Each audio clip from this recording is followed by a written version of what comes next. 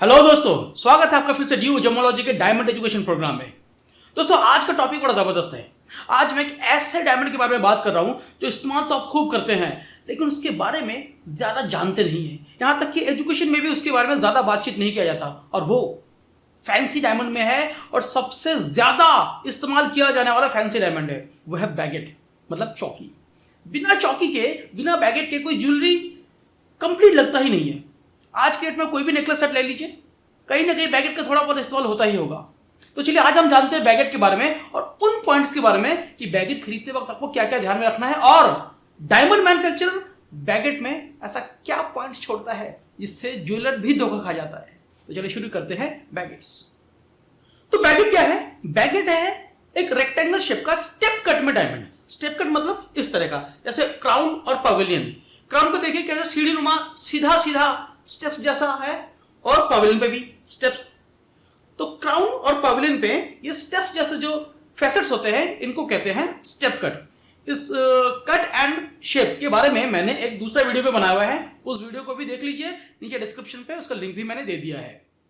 दोस्तों, इस टॉपिक को आगे बढ़ाने से पहले मैं आपके साथ एक छोटी सी कहानी शेयर करना चाहूंगा। ये मेरा अपना अनुभव है। हुआ क्या, करीब 12 साल पहले की घटना है ये। मेरे पास एक ज्वेलर का फोन आया। उनको 14 बैगेट्स चाहिए थे, मतलब 7 इधर के और 7 इस टॉप्स के। तो 7 + 7 14 बैगेट्स वाला उनको एक डिजाइन बनाना था। हालांकि घाट उन्होंने पहले ही बनवा लिया था। घाट मतलब खोल, जो ढांचा होता है। उनको सिर्फ उसमें बैगेट सेट करना था। मैं गया उनके पास बैगेट लेके, मैंने उनको दिखाया। उनको अच्छी क्वालिटी के चाहिए थे।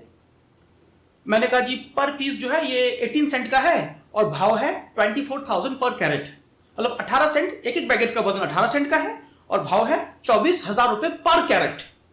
उन्होंने क्वालिटी चेक किया, देखा, अच्छा लगा। उन्होंने कहा ठीक है उदय, मैं आपको कल बताता हूं। मैं कहा ठीक है जी, कल बता दीजिए।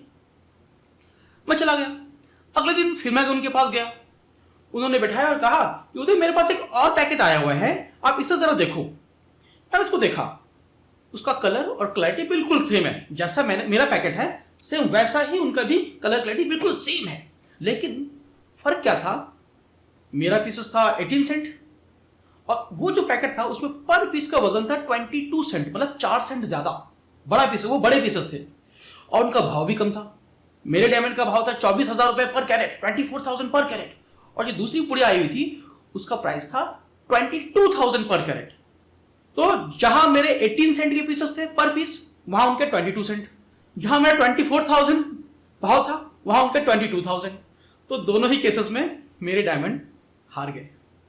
उन्होंने लॉजिक समझाया मुझे कि देखो मैं आपके डायमंड क्यों लूं, तो टॉप सेट करना है ना, आप पीसेस भी छोटे दे रहे हो, भाव भी ज्यादा। मुझे उस वक्त तो समझ भी नहीं आया, एक्सपीरियंस भी कम था, बट फिर भी थोड़ा बहुत समझाने की कोशिश की मैंने। बट तो आप सबने भी देखा कि इस एग्जाम्पल में मेरे बैगेट जो है वो महंगे भी पड़े और साइज में भी छोटे, और दूसरा पैकेट साइज में भी बड़ा और वो प्राइस में भी कम। तो उन्होंने दूसरा वाला पैकेट ही ले लिया, मेरा पहला पैकेट मुझे वापस कर दिया। मैं जब वापस आया, मैं सोचता वापस कि इसमें कुछ तो कैच है, कुछ तो कैच है, कहीं ना कहीं कुछ तो गड़बड़ी है। और शायद आपको भी समझ में नहीं आया कि क्या गड़बड़ी है, क्या कमी है, क्या गलती हुई, क्या मैंने गलती किया या उस व्यापारी ने गलती किया। अभी सोच के देखिए, आज भी सोच के देखिए, क्या मैंने गलती किया कि उस व्यापारी ने गलती किया। नहीं समझ में आया? चलिए मैं समझाता हूं कि क्या कैच है, क्या कमी है। तो चलिए मैं आपको समझाता हूं कैलकुलेशन। मैंने जो डायमंड दिए थे वो थे 18 सेंट पर पीस। टोटल कितने लगने थे? 7 इस कान के लिए और 7 इस कान के लिए, तो 14 पीसेस। तो 18 सेंट इंटू 14 पीसेस, टोटल वजन कितना हो गया? 2.52 कैरेट, 2 कैरेट और 52 सेंट। भाव क्या था? 24,000 पर कैरेट। तो 2.52 मल्टीप्लाई 24,000 कितने रुपए हो गए? 60,480 रुपीज। तो टोटल जो वो बैगेट था वो 60,480 रुपए का पड़ता। तो चलिए अब हम समझते हैं उस दूसरे पैकेट के बारे में। अच्छा, उस पैकेट में पर पीस का वजन क्या था? 22 सेंट। और कितने पीसेस लगने थे? 14 पीसेस। तो 22 सेंट इंटू 14 कितने हुए? 3.08, 3 कैरेट 8 सेंट। टोटल वजन उस ज्वेलरी में लगा 3 कैरेट 8 सेंट। भाव क्या था? 22,000 पर कैरेट, 22,000 पर कैरेट। तो टोटल अमाउंट कितने बना? 67,760 रुपीज। 67,760 रुपीज, मतलब कि जहां मेरा 60,000 प्लस रुपए बन रहा था वहां पे 67,000 के ऊपर का उनका टोटल डायमंड का बजट चला गया। 7,000 रुपीज उन्होंने ज्यादा लगाया, 7,000 रुपए उन्होंने ज्यादा लगाया, ये सोचते हुए कि डायमंड मुझे सस्ता मिल गया। अब हम समझते हैं डायमंड की क्वालिटी के बारे में। अच्छा, इसको थोड़ा सा रोक के मैं आपको समझा दूं एक बार। क्या अभी तक आपने कुछ समझा, कुछ कैश पकड़ा इसमें कि क्या चक्कर है? सिर्फ क्या 7,000 रुपए ही जेब से ज्यादा गए उस टॉप्स को बनाने के लिए, या कुछ और भी है? नहीं है। क्या है? लाइट लस्टर, वजन। देखिए, एक हीरे में सबसे पहले क्या देखा जाता है? उसका झिलमिलाहट देखा जाता है। बैगेट तो शेप है, बैगेट को जब नापते हैं हम लेंथ टू विड्थ, लंबाई और चौड़ाई को नापते हैं।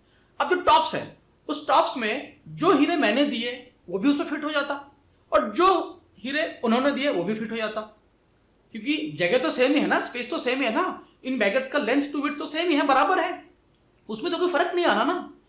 तो लेकिन अगर लेंथ विड्थ सेम है तो वजन फिर 22 सेंट और 18 सेंट कैसे आ गया? 4 सेंट का फर्क कहां पे आ गया? आपने नहीं सोचा? अगर लंबाई चौड़ाई बैगेट का सेम है तो एक बैगेट का वजन 18 सेंट और दूसरे बैगेट का वजन 22 सेंट कैसे आ गया? इस 4 सेंट का फर्क कहां पे आया? तो चलिए, यही है हमारा टॉपिक आज का कि बैगेट में हमें क्या ध्यान देना है, कैसे डायमंड मैन्युफैक्चरर्स बैगेट में ट्रिक लगाते हैं। चलिए समझते हैं। तो इसको कहते हैं पवेलियन बल्ज। पवेलियन बल्ज मतलब पवेलियन को हैवी कर देना, वजन पवेलियन पर ज्यादा दे देना। एक बैगेट या कोई भी ज्वेलरी जो दिखता है सिर्फ उसका फेस अप दिखता है, क्या उसका पवेलियन देखते हैं हम ज्वेलरी में? नहीं। पवेलियन जो है वो ज्वेलरी के अंदर घुस जाता है। जैसे कि ये बैगेट है, अगर इस बैगेट को मैं इसमें यूं सेटिंग करा दिया, अब ये बैगेट इसमें सेट हो गया, अब देखिए क्या आपको पवेलियन नजर आ रहा है? नहीं नजर आ रहा, पवेलियन तो अंदर चला गया। तो वजन जो है वो पवेलियन में दिखा जाता है। देखिए कैसे, ये है बैगेट, इस बैगेट का पवेलियन का एंगल देखिए कैसा है, इस तरह का है। अच्छा, बैगेट क्या होता है? ये स्टेप कट में होता है।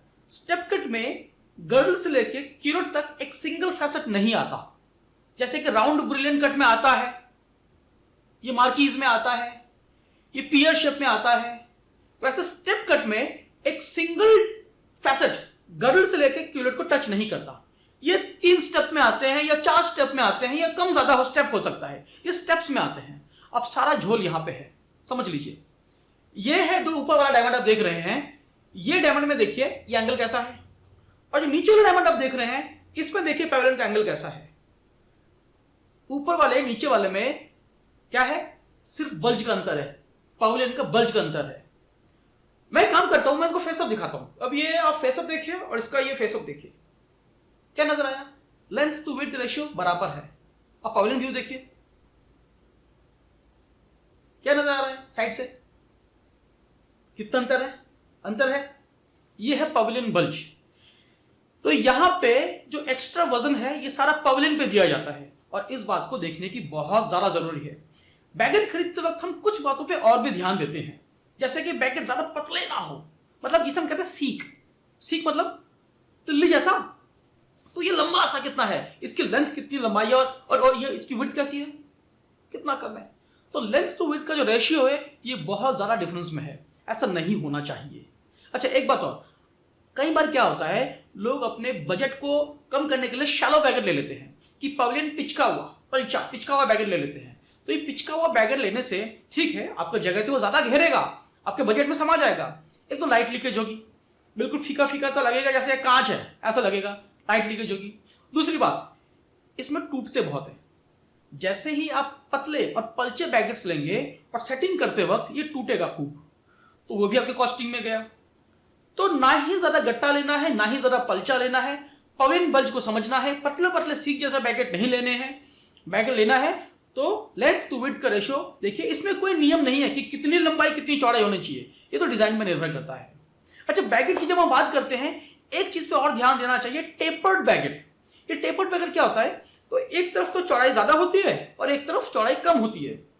तो ज्यादा से ये चौड़ाई, ये टेपर्ड बैगेट भी बहुत इंपॉर्टेंट होते हैं। जहां जहां ज्वेलरी में घुमावों की जरूरत होती है, आप डिजाइन देखेंगे, जैसे इस डिजाइन में देखिए यहां पे ये डिजाइन घूम रहा है, तो यहां पे टेपर्ड बैगेट की जरूरत होती है। यहां पे स्ट्रेट बैगेट नहीं चलता। तो बैगेट की भी 2 तरह के, टेपर्ड बैगेट या स्ट्रेट बैगेट। तो बैगेट को समझने के लिए ये वीडियो मैंने आपको बनाया। ये वीडियो कैसा लगा मुझे बताइए जरूर कमेंट पे लिखिए। इससे जुड़ा हुआ कुछ और इन्फॉर्मेशन आपको चाहिए तो भी मुझसे लिखिए, मैं आपके हर सवाल का जवाब दूंगा। इस वीडियो को देखने के लिए धन्यवाद और हमेशा अच्छी ज्वेलरी बनाइए, इस इंडस्ट्री को आगे बढ़ाइए, ग्राहकों को खुश कीजिए। धन्यवाद।